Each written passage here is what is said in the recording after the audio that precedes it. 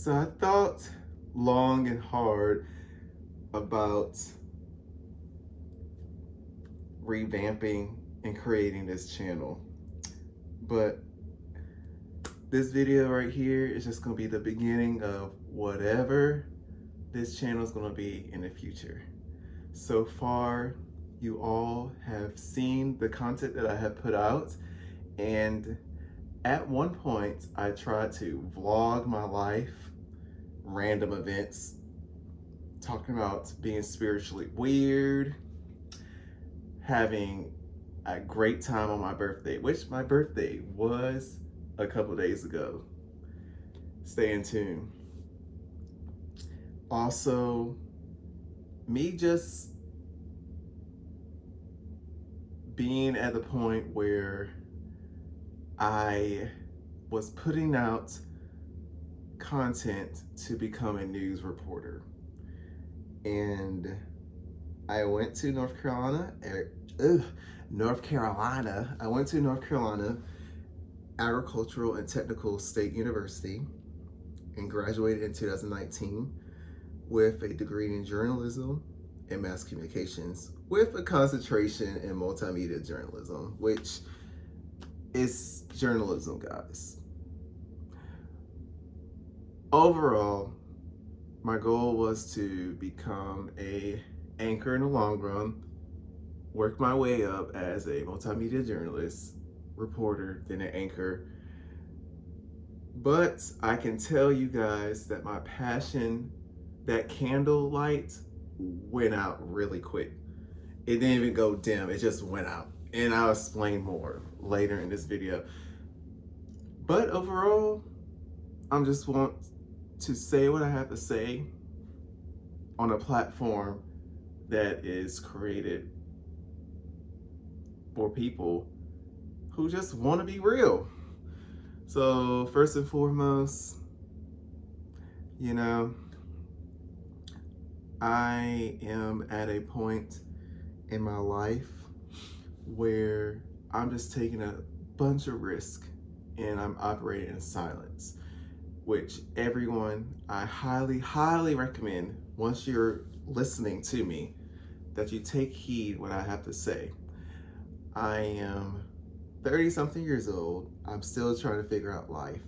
In high school, they tell you to be on a college track plan, be on a career technical plan, be on a college tech plan, whatever they tell you. And I probably repeated myself multiple times, but whatever they tell you in high school, they want you to stay with a particular path. So once you graduate high school, you either go to college, do the scam way. You go through the scam way, Amway, get it? I did that before too, scam way. And you'll end up getting that degree, but will you be satisfied? Now, for others, I can't speak for everyone else. Yeah, they may work hard, got the degree, and did what they wanted to do since they were like a younger little girl or a younger little boy. Becoming a firefighter, becoming a nurse. Let me begin. Before I even tried to even attempt to obtain a journalism degree, my declared major at Wake Tech in Raleigh was pre-nursing. And I can say I was super passionate. I challenged the CNA course in North Carolina. I even took A&P, biology. I took all the courses. But my influences that I was surrounded with, I allowed them to affect my judgment, and I didn't take my studies seriously. So what I said, I had a passion for pre-nursing or nursing at the time. Yeah, I did. But did I take it seriously? No. Here I am now, 30 something years old, and I'm actually going back to school. Now, to cut the chase, journalism is not for me. I went to journalism school. I busted my butt, did internships, worked at a radio station at the school, did NABJ. If you guys don't know what that is, you probably don't know what it is.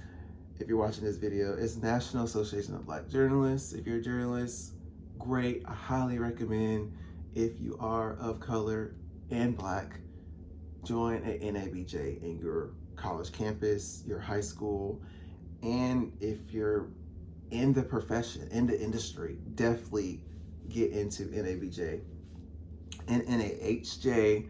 Those organizations are great professional networking organizations where you can really elevate your job, elevate your career. So if you're in a place and you're working in a market of 151, probably that's in Wisconsin, and you want to move and work in Georgia, maybe that's a higher market, but hey, you have an opportunity at those networking events. And they have a lot of conventions too. Definitely NABJ has a lot of conventions. Around August, they just have a week-long convention where a lot of journalists from all over across the world, all over across the country, they collab and have workshops, you have meet and greets. It is phenomenal. I can say I haven't been to a major NABJ convention, but I've been to one of the region. They have different regions within the country, and I've been to, I believe it's regional 3 NABJ conference, and my career had sped up tremendously.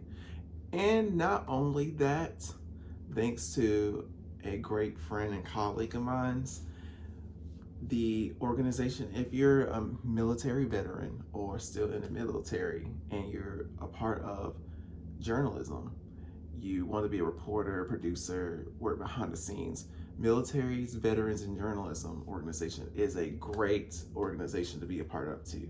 Because of them, I would not have the eye-opening experience of being in broadcast news.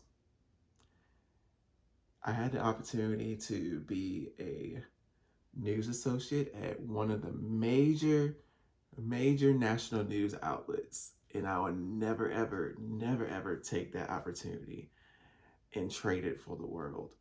However, I learned a lot about who I am, and I learned a lot of what the industry is about outside of what viewers really see.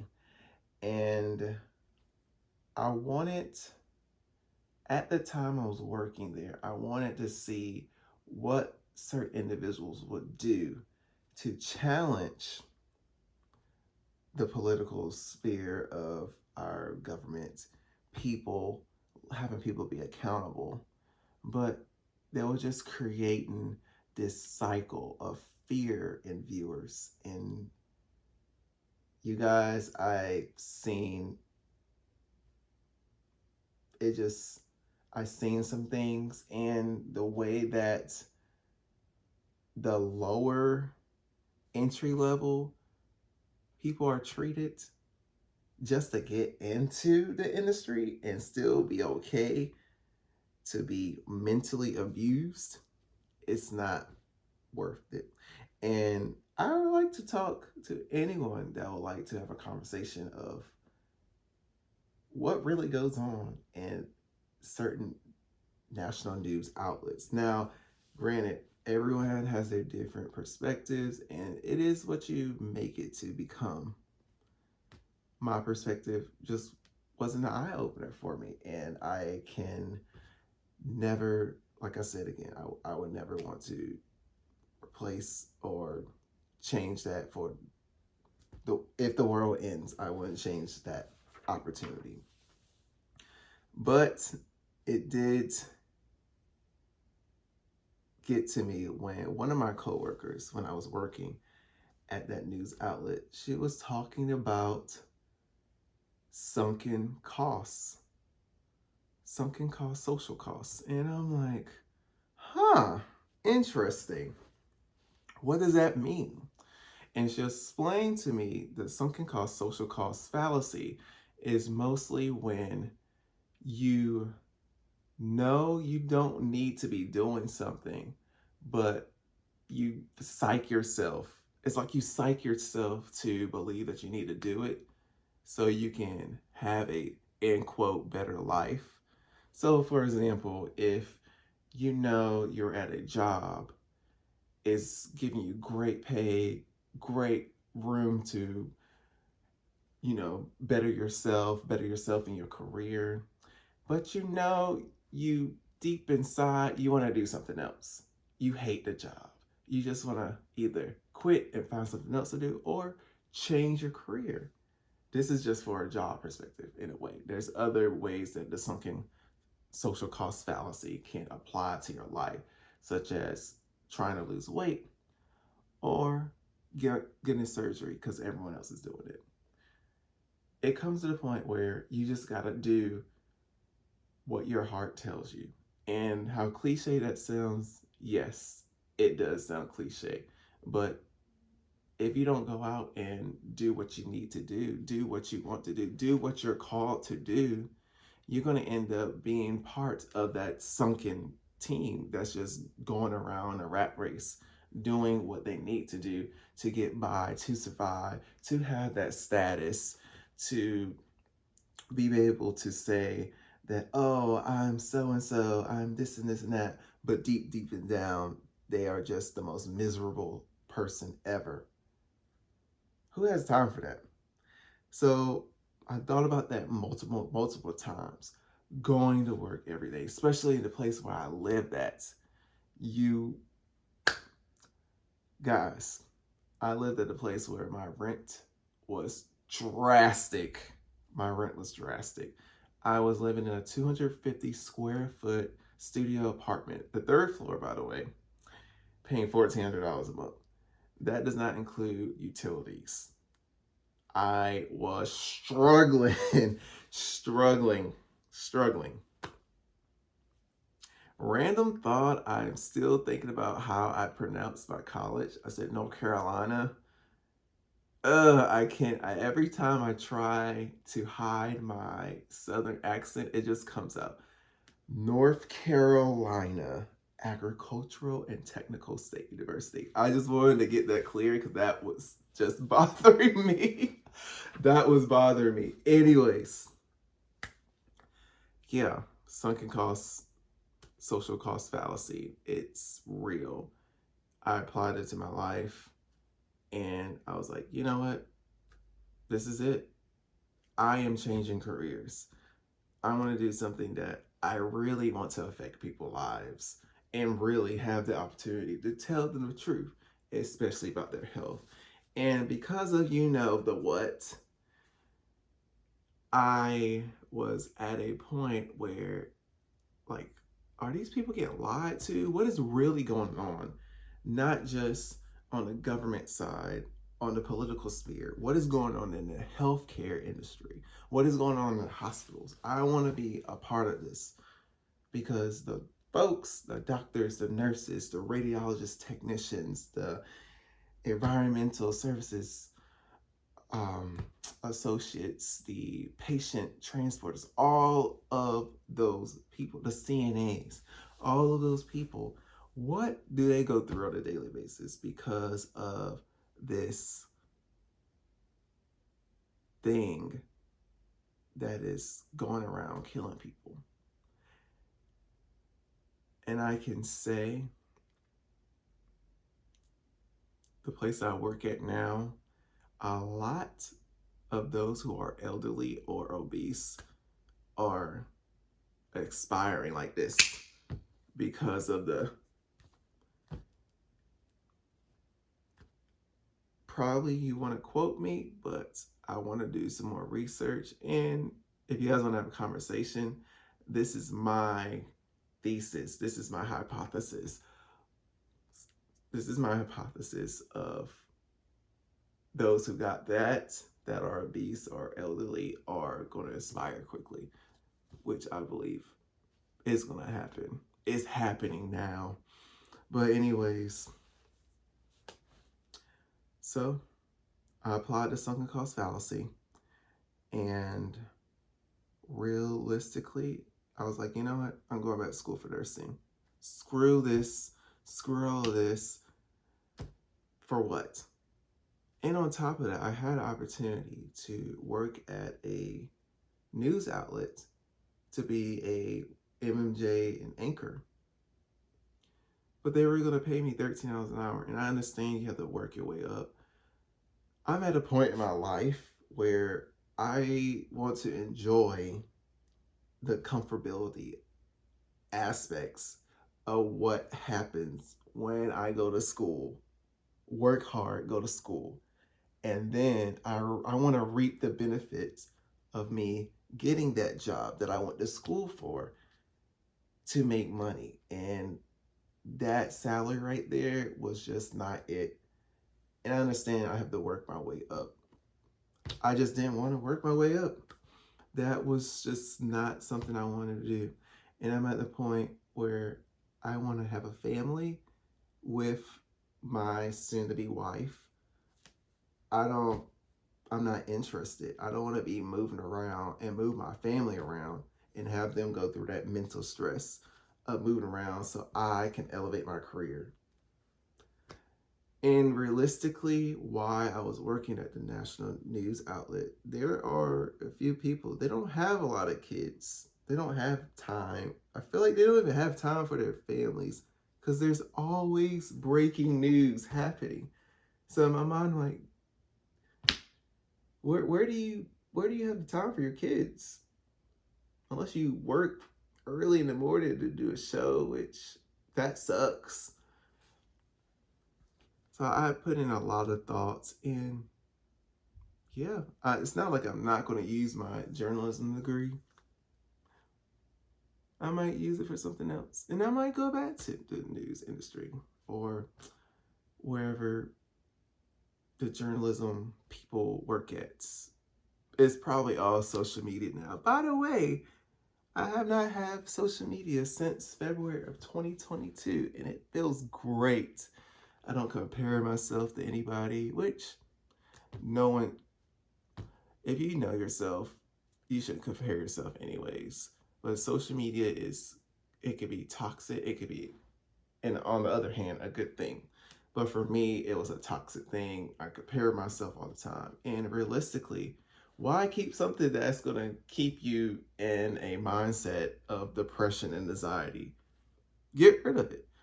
Just as the Bible said, like, if something is going to cause you to sin, gouge your eye out, cut your arm, cut your hand. Now, literally, it doesn't mean to do that. However, it just means to cut away things that's going to make you stumble. And social media was just a thing I didn't like. Now, granted, my fiance still has social media, and I don't mind that she posts every now and then, but she doesn't really post anything, and she has Snapchat, so she frequently posts videos, a lot of us just having fun on a date night, or just, having fun with her daughter, doing great things with the family, all of the crazy stuff that we have, just being together and having fun, but with a small group, small crowd, not trying to be famous or anything. And instead, it's great to have social medias for those who, it helps elevate your business, but for me, maybe in the future, I might have social media again. And I do have a podcast called El Clarko House, which I started. And it does have social media attached to it. And I check it every now and then. But, bro, I don't post on there. And maybe eventually I will start the podcast again. But this is a start now. Let's just be real. And I gotta say, for those who are graduating from journalism school, or you're thinking of going to journalism school or becoming a reporter or radio personality or whatever. But later down the road, you find yourself not interested in what you're doing, or you take that internship and realize this is not for me. Look, it's okay. No one cares. Because at the end of the day, you're the one that's really going to make the best out of your life. And no one can't tell you what to do. And if they tell you what to do, that means they're just having insecurity issues. They are control freaks. No one has time for control freaks. If you got control freaks in your life, get rid of them. Like, pour gasoline all over them, light a match, and just walk away and just let them burn. I know that sounds drastic, but like, just get rid of those people. You don't need them in their lives. And once you change your major, or you go back to school, or you just started your life over at a different state, or you go somewhere else, those people who really doubt you, they're going to look back once you get those blessings, once you accomplish those blessings, once you work really hard, they're going to look back and be like, dang, he did it, she did it. I can't believe this. Then they're going to try to be your friend, and I don't got time for that. I can definitely say during this time of transitioning into a new career, it's been lonely.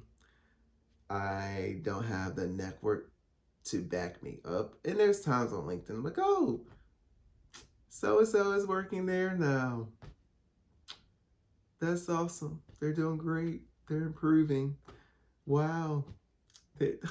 That's awesome. I'm proud for them. It's not that I'm hating on them. It's at the point like, dang, I was there at one point. That could have been me. But deep down, deep down, if I dig deep, it wasn't for me. I will be miserable. And on top of that, working in industry, I didn't get enough sleep. My schedule was always messed up. I had night sweats all the time. I clenched my teeth. And I usually use, I have the case, but it's in the bathroom. This is the case. So I usually have bruxism, but not too bad. And it got worse when I started working in the news industry. So I have to wear this every night to go to sleep. And I definitely, if I don't wear it, once I clench my teeth, I can tell that my teeth were getting like smaller.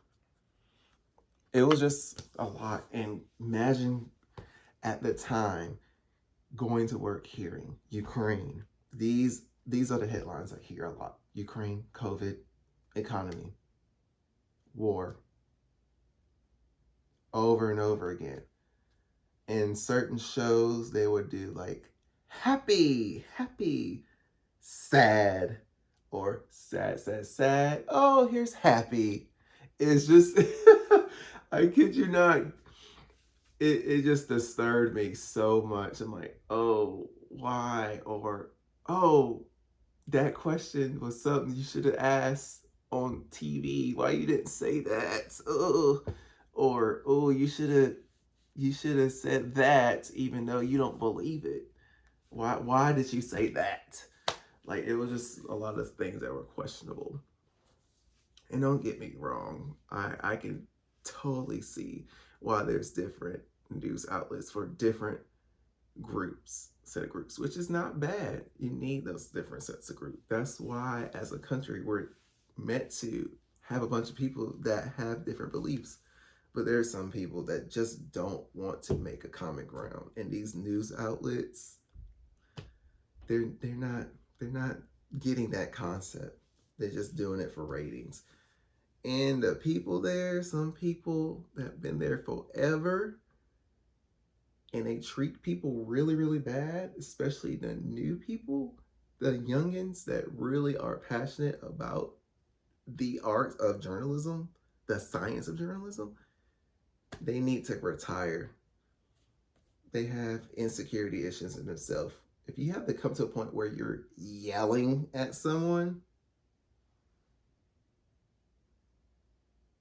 I'm going to leave that there for you to decipher.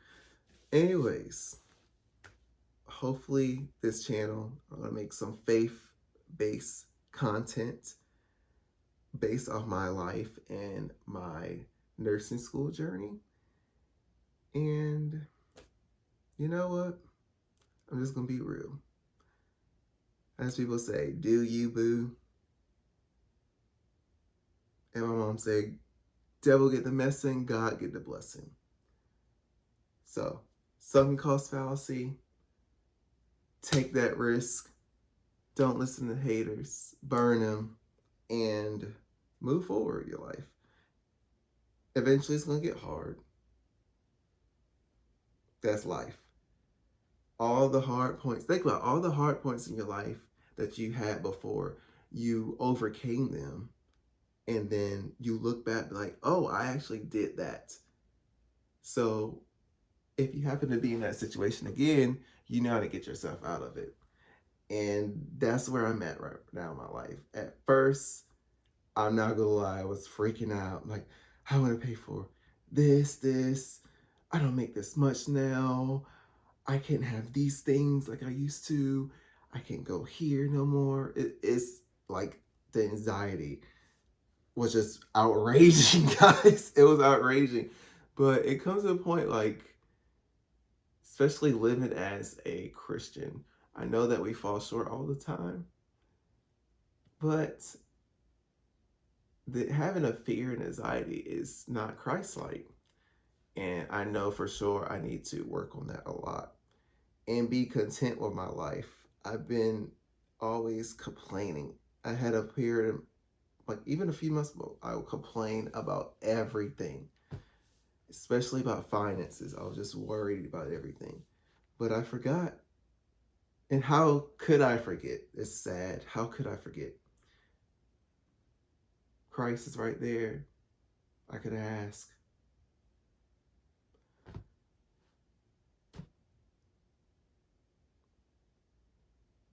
Could ask.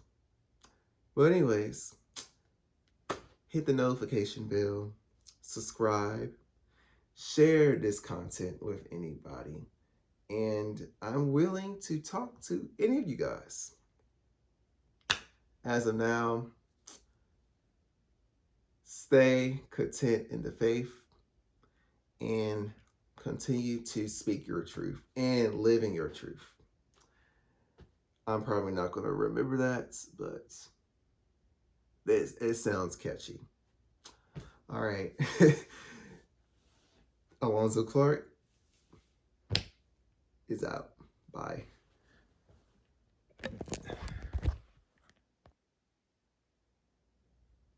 Did I even...